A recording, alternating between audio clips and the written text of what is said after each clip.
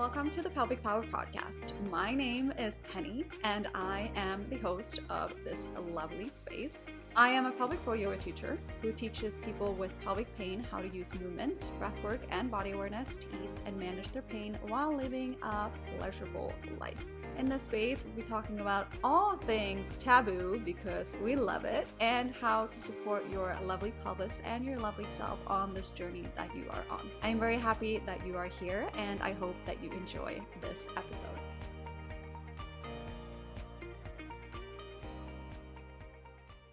Hello, welcome back to another episode of the Pelvic Power Podcast.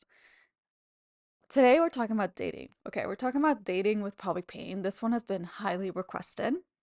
A highly requested episode, and I'm super excited to bring this to you. As always, take what resonates, leave the rest. Disclaimer, I'm not a doctor. This is a lifestyle podcast. I live with pelvic pain. This is how I live my life. You get to choose if you want to take any of this with you into your life. I have 2 rules when it comes to dating. These rules have come to me recently. Rule number 1, always have fun. Rule number 2, no, I'm kidding. If you know, you know. But rule number 1, sex is an energy exchange.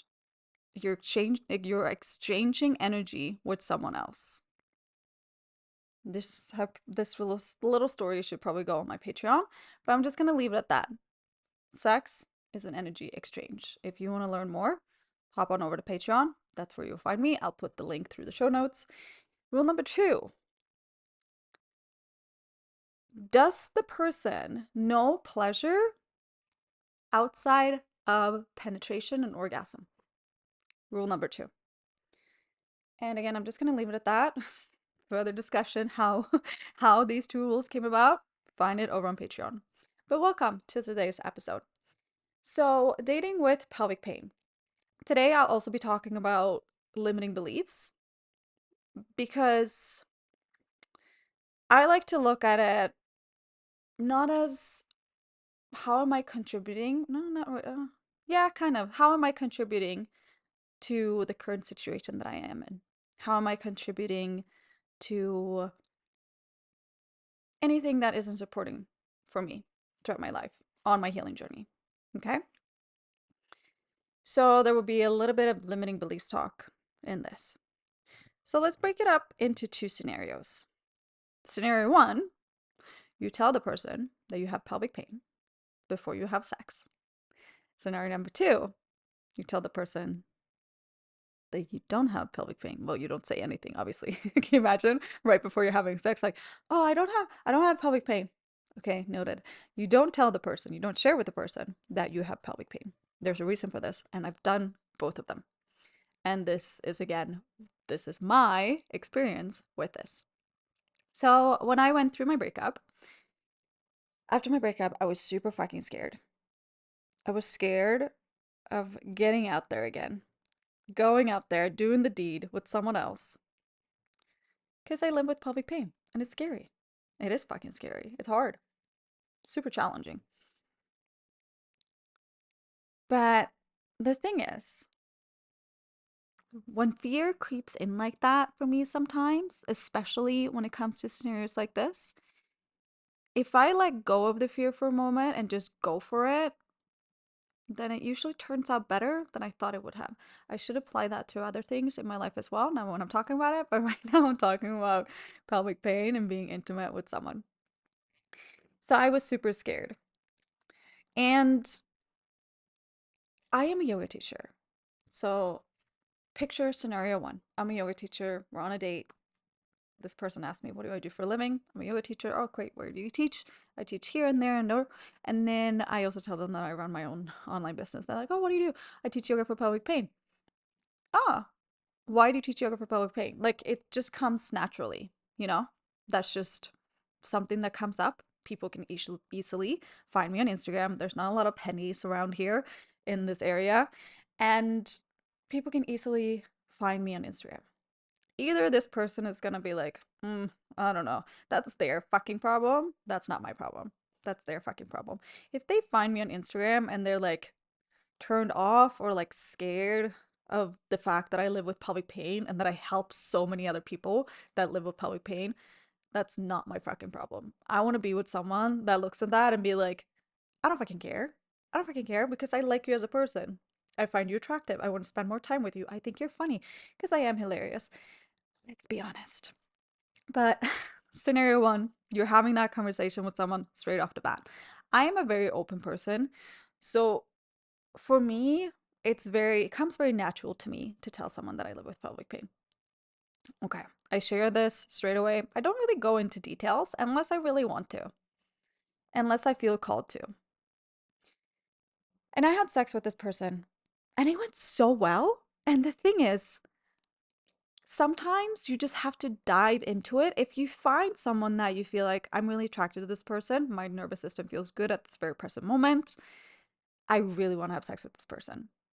Try it out, see what happens. Because your body is so fucking strong. It's a lot more resilient than you probably think it is. Your mind is so powerful. Your mind is so powerful, and that comes both ways, baby. So your mind, you're like, I'm a strong fucking person. I have a strong body. I'm supporting my body's supporting me. I think that there's I don't even know how to get the words out. I just feel like when it comes to limiting beliefs, this is scenario number two that we're going to come into. But scenario number two, you don't tell someone that you have pelvic pain before you have sex with them. What happens in you and in your body? Because sometimes I feel like I hide. This is what I've done in the past. I hide behind my pelvic pain and don't really trust my body. So this is where the mindset, the mind body connection, it is a thing. It's connected. The thoughts, the beliefs that I keep repeating for myself, my body can't do this. I can't do this. It's gonna hurt. It's gonna hurt. I know it's gonna hurt. You've already made up your mind. It's gonna hurt. What if you lean into the goody feelings instead? The feelings of like, oh, this very attractive person is here right now. We're having great conversation. Can we lean into that a little bit more? And I know this is super hard. This takes practice. And you working with yourself in this is super fucking important. Okay? This is also why we do yoga for pelvic pain. Like, you get to know yourself so much more. It empowers you and it gives you more confidence. And you get to know your body at what it can do, what it can't do. Like, for example, I have one student, she sent me a message. She hasn't been one of my student of mine in like a year. She sent me a message saying, I had anal last night and it was so good. It was so good, and I would have never been able to do that if I didn't do the teachings that you taught me. She's still doing the practices that we did together when she was working with me. But I'm like, that's what I mean. Just like doing the work, continuing to do the work, and leaning into that trust for your body. It's so important. It's so important. So when I'm saying, how may you be contributing to you being stuck in your pain or your body? Because let's face it, the only person that can take that next step, this is something that I say all the time, is you. You're the only person that can take that next step. And I'm saying this as someone that has been on this journey for a long time. I've been in the corner, sitting on the blanket, feeling like shit. I've been there. I was there for years. But at one point, it comes to I want more for myself. I want more out of my life. And I'm choosing to trust my body in this. It comes to a point where you realize that you're the only one that can take the next step. And this may be triggering for some of you, because it sure as hell would have been for me a couple years ago. You were the only one. You were the one that searched lichen sclerosis on Instagram. You were the one that searched yoga for pelvic pain on Instagram. You were the one that ended up listening to this podcast. You were the one that kept going to the gynecologist over and over and over again, asked for a second, third, fourth opinion, because they kept telling you that you have yeast infection over and over and over again, but you actually have lichen sclerosis. You were the one that took that step. You were the one that decided to go see a pelvic physio because you decided that you are worth more, that your body is capable of more.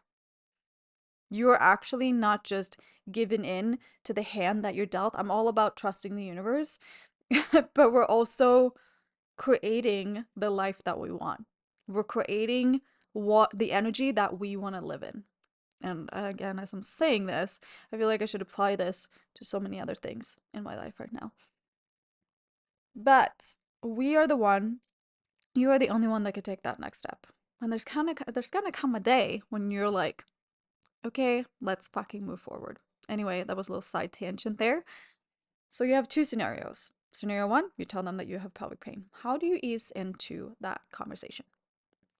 You ease into that conversation by saying, hey, I gotta tell you something. So I live with pelvic pain. And as I was saying at the beginning of this episode, if people don't jam with that, fuck them. Because also, that's why I'm so open about things. This is something that I am continuing to tell myself when I get into that limiting mindset loop of like, how am I going to meet someone? I'm never going to meet anyone, la la la. 1 in 4 live with pelvic pain. 1 in 4 live with pelvic pain. And you are probably not the first fucking person they come across that live with pelvic pain. You're just the first fucking person to respect yourself, to honor yourself, to actually say something. And I think about this a lot when I'm teaching my yoga classes. So if I have a class of 40 people, and I'm not talking about my pelvic floor yoga classes now. I'm talking about my classes in person at the local gym. 1 in 4 have pelvic pain. So 1 in 4 of these people in here have pelvic pain. That's 10%. 10% of these people have pelvic pain.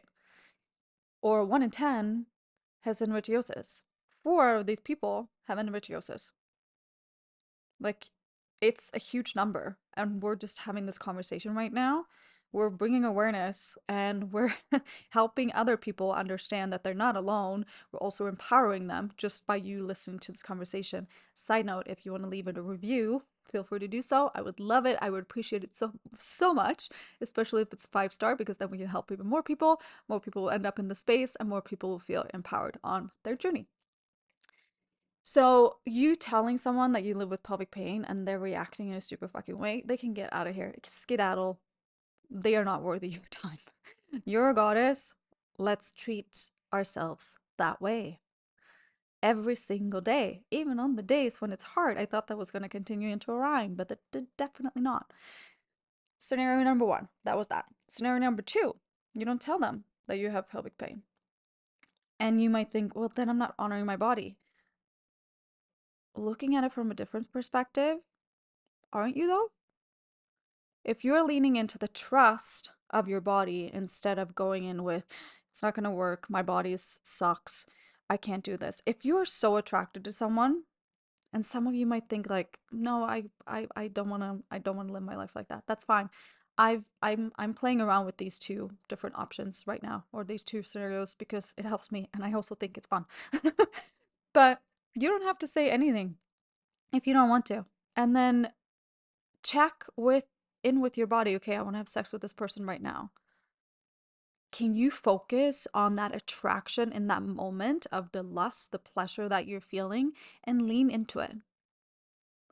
And also, what if you start out having sex and it doesn't work?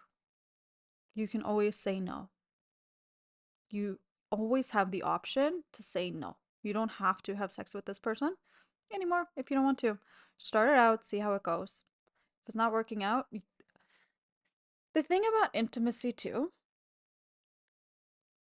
I'm like, it's a vulnerable expression. You're doing something exposing with another person. There are feelings involved. Even if it's just a sex buddy or whatever, you're allowed to be vulnerable and open because you're fucking exposed physically. And yeah, it's harder to expose yourself emotionally, but you are worthy of doing that too. Definitely. So that's scenario number two. Don't say anything because you trust your body and see how that goes. That's what I did. So, two of the scenarios that I've had since, you know, being single, I did these two things. I told them I had pain. I have pelvic pain. That was one. It was great. Fantastic sex. Second time, didn't tell him that I had pelvic pain until afterwards. Then we had a conversation about it. And it went so great. Like I was so impressed with my body. And that's the thing. Maybe you're noticing that, okay, me thinking shitty thoughts about my body isn't really helping. So maybe, just maybe, I can dial into the thoughts of my body's strong, it's resilient, it's beautiful, it's fantastic, I have an amazing vulva. All of these things that you can tell yourself. It takes practice. It takes practice, practice, practice, practice.